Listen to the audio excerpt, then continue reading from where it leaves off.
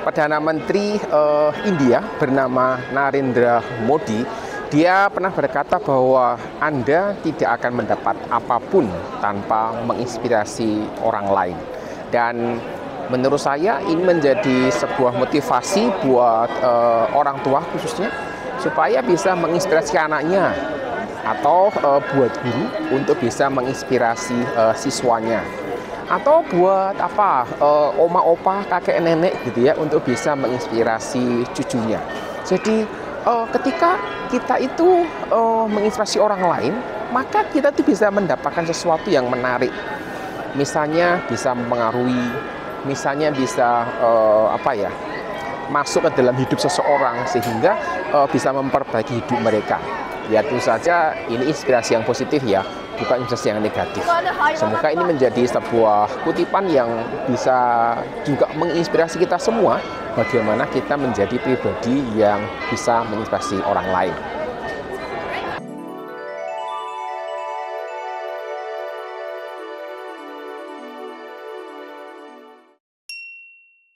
Sebuah pertanyaan masuk di Quora, bertanya begini, bagaimana menghadapi anak yang malas belajar? Apakah perlu mendatangkan guru privat untuk membuat mereka itu mau belajar, untuk bisa semangat belajar, kira-kira demikian. Dan saya melihat bahwa siswa atau anak yang malas untuk belajar itu ya karena tidak ada motivasi gitu. Dan sebenarnya gitu ya, motivasi anak untuk belajar adalah tanggung jawab orang tua, sehingga mungkin gitu ya, sebagai bentuk tanggung jawabnya ini orang tua berpikir, oke, saya akan mendatangkan guru les supaya anak saya itu tidak lagi malas belajar. Situasinya agak memang bisa mengkhawatirkan gitu. Kalau anak itu tidak punya motivasi dan hasil belajarnya buruk, maka sebenarnya itu juga menjadi bagian dari tanggung jawab orang tua.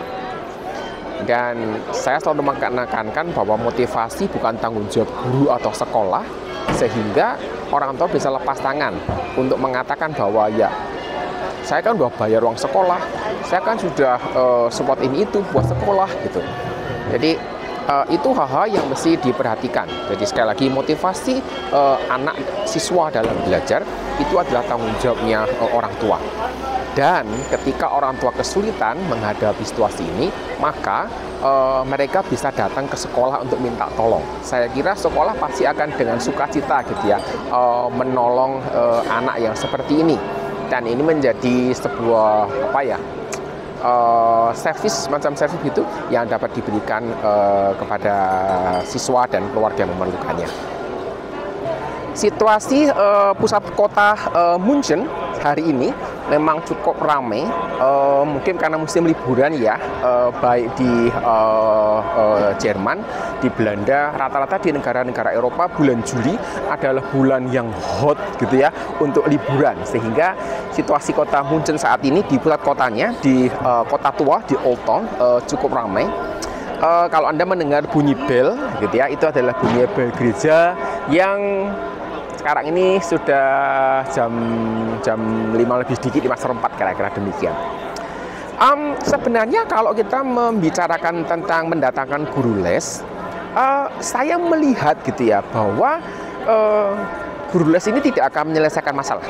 Guru les ini tidak akan membuat anak yang malas itu dia jadi rajin belajar. Karena inti permasalahannya ada di urusan motivasi. Jadi kalau motivasinya itu tidak ada gitu ya, mau mendatangkan guru les yang terbaik sekalipun tidak mungkin dikerjakan. Jadi bisa-bisa guru lesnya itu ikut stres gitu. Jadi saya pernah ketemu gitu ya dengan anak les saya, hanya saya lesi tidak sampai hanya 1 bulan. Jadi hanya kira-kira 4 atau 5 kali, saya lupa. Malasnya minta ampun gitu. Jadi saya ngomong ke orang tuanya secara terbuka bahwa saya tidak sanggup ngelesi karena anaknya malas. Bahkan sempat ditanya apakah minta bayaran lebih tinggi gitu. Saya mengatakan enggak gitu. Saya melihat bahwa situasinya ini enggak dapat ditolong lagi gitu. Kalau dia males nanti kemudian enggak bisa nilainya baik sesuatu sama orang tua atau tidak naik, wah masalah nanti saya yang kena gitu ya. Dan nilai yang buruk ini itu menjadi satu pergumulan, satu situasi yang cukup berat buat guru. Ada sebuah video udah pernah saya bahas gitu ya, bahwa nilai buruk itu mendatangkan mimpi buruk juga buat teman-teman guru ini. Dalam banyak hal, guru itu sering disalahkan gara-gara tidak berhasil memotivasi siswanya. Dan karena motivasinya rendah, maka nilai siswa buruk. Jadi idenya itu sederhana gitu ya. Kalau nilai siswanya itu buruk, berarti gurunya itu tidak becus untuk ngajar. Berarti gurunya itu tidak bisa memotivasi. Berarti gurunya itu gagal memotivasi. Itu paradigma yang beredar saat ini. Dan saya kira ada cukup banyak orang yang punya pemikiran seperti itu di masyarakat. Dan ya, ketika nilai siswa itu buruk, langsung terdakwa utamanya siapa? Ya gurunya gitu. Dan hanya satu-satunya terdakwa. Saya belum pernah mendengar kasus ketika ada nilai siswa itu buruk, sekolah itu juga memanggil siswa dan mempertanyakan peran siswa seperti apa, tanggung jawab siswa seperti apa dalam belajar.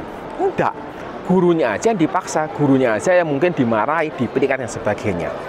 Mungkin ada di antara sahabat SB yang menjadi dosen, kemudian nilai mahasiswa Anda itu rendah, atau yang tidak lulus banyak gitu ya, mungkin Anda juga akan jadi sasaran utama gitu, terdakwa utama dan satu-satunya orang yang akan diminta pertanggungjawaban oleh karena hal ini.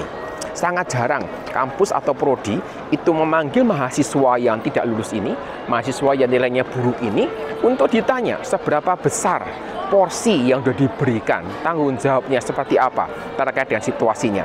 Kalau ada pembimbing akademik yang mengajak bicara, kemudian mahasiswanya menyampaikan ini itu, ada cukup banyak juga pembimbing akademik yang langsung percaya gitu ya, menganggap bahwa ceritanya mahasiswa pasti betul gitu ya, sehingga dosen pengajar itu pasti salah, dan itu menjadi hal-hal yang sudah terjadi selama ini. Saya kira kita perlu memperbaiki situasinya supaya situasi pendidikan jadi lebih baik. Dan sekali lagi, urusan motivasi adalah tanggung jawab orang tuanya, sehingga siswa perlu diajar untuk berlatih bertanggung jawab di dalam belajarnya tadi. Secara umum ada pandangan bahwa guru yang berkualitas itu bisa memotivasi siswanya.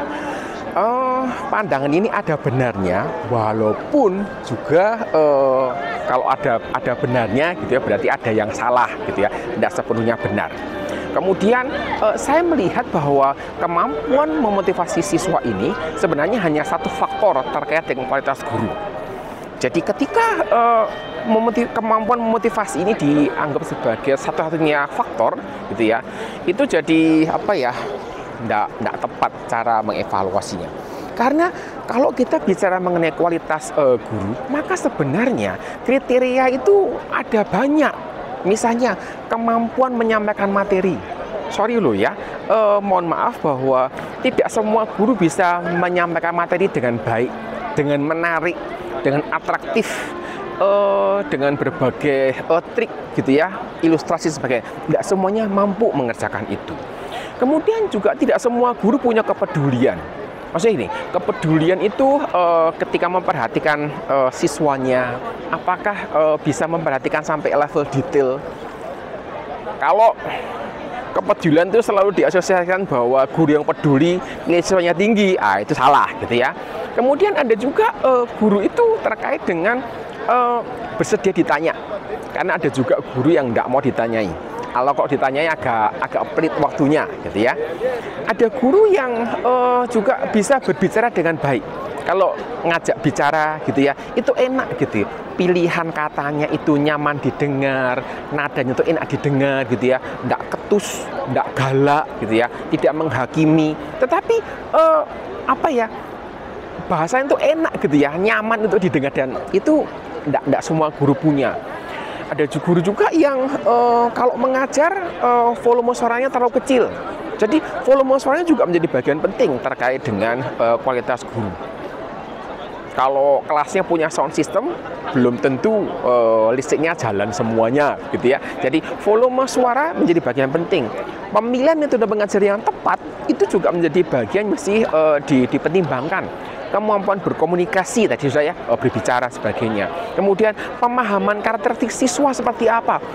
Ini kalau diteruskan panjang di daftarnya. Jadi ketika kita menilai kualitas guru itu hanya sekedar bisa ngajar atau enggak, bisa motivasi atau enggak, dan semuanya itu berakhir pada urusan pokoknya kalau nilainya buruk berarti dia enggak bisa ngajar, dia enggak bisa memotivasi, dia enggak mampu menyampaikan materi dengan baik. Padahal kemungkinan besar ada juga sisi di mana siswa tidak mengerjakan tanggung jawab belajarnya. Dalam pemahaman saya gitu ya, mahasiswa prodi pendidikan itu tidak pernah belajar untuk menjadi motivator. Paling mereka ada semacam seminar atau ceramah terkait dengan menjadi motivator, bagaimana memotivasi, tetapi workshop untuk bisa memotivasi, latihan-latihan yang ada umpan baliknya, pendampingan menjadi motivator, setahu saya tidak pernah ada. Kecuali ya ikut pelatihan sendiri gitu ya. Tapi itu pun mesti jangka panjang dan ini pelatihan yang mesti continue supaya proses belajarnya menjadi lebih baik lagi. Jadi kalau kita bicara tentang belajar motivasi, prosesnya panjang. Kalau prosesnya panjang, terus jadi guru dianggap mudah, kayaknya mesti mikir gitu ya. Situasinya bisa berbeda gitu ya. Ketika jadi guru mesti belajar 8 atau 10 tahun. Kayaknya makin susah cari guru seperti itu. Dan saya selalu mengatakan bahwa guru bukanlah motivator seperti yang pernah saya sampaikan dalam sebuah video yang nanti bisa disaksikan. Saat ada orang tua yang punya pertanyaan bagaimana mengatasi anak yang malas belajar, apakah mendatangkan guru les bisa menolong gitu ya. Saya ingin bertanya gitu ya buat orang tua yang punya pertanyaan yang mirip-mirip seperti ini, apakah orang tua itu sudah menjadi inspirasi buat anak? Maksudnya apakah orang tua itu sudah menjadi contoh buat anak? Kalau orang tua itu menunjukkan semangat belajar dalam keseharian untuk bisa mengembangkan diri, tidak hanya ngurusi medsos, tidak peduli, tidak hanya ngurusi HP atau smartphone-nya gitu ya, tidak hanya sibuk telepon sana sini gitu ya, tetapi mengembangkan kemampuan belajar, mengembangkan diri terus belajar. Mungkin gitu ya, mungkin orang tua ketika ngomong supaya anak itu belajar itu menjadi satu contoh yang luar biasa karena orang tua menjadi contoh, menunjukkan bahwa tidak hanya ngomong gitu, tapi sungguh-sungguh menunjukkan bahwa orang tua itu mengerjakan apa yang disampaikan. Saya teringat apa yang disampaikan seingat saya oleh John Maxwell. Dia pernah mengatakan bahwa pemimpin itu orang yang walk their talk gitu ya. Jadi berjalan atau mengerjakan apa yang mereka sampaikan. Mungkin itu juga yang perlu dikerjakan oleh orang tua sebelum menanyakan, sebelum memotivasi anaknya untuk belajar. Jika orang tua sudah mengerjakan bagiannya, sudah menjadi contoh, sudah menunjukkan bahwa orang tua ini juga mau belajar, sudah menjadi pribadi yang mencoba menginspirasi anaknya, dan ternyata anak-anak ini diajak bicara, diajak untuk memikirkan apa yang mesti dikerjakan, ternyata tidak mempan begitu ya. Mungkin saatnya orang tua ini mendatangi sekolah, mendatangi guru BK untuk minta tolong. Saya sangat yakin bahwa sekolah dan guru BK akan menolong anak Anda jika Anda sudah mengerjakan bagian yang seharusnya dikerjakan. Mendatangkan guru les untuk membuat anak belajar, saya tidak yakin bahwa itu menjadi solusi jangka panjang. Tetapi ketika orang tua ini menjadi inspirasi, menjadi teladan, menjadi pribadi yang benar-benar membuat anak itu melihat gitu ya, bahwa orang tua itu memang mengerjakan apa yang disampaikan. Ini menjadi sebuah pesan yang sangat kuat yang dapat dipegang oleh anak-anak, mungkin hingga mereka tua nanti.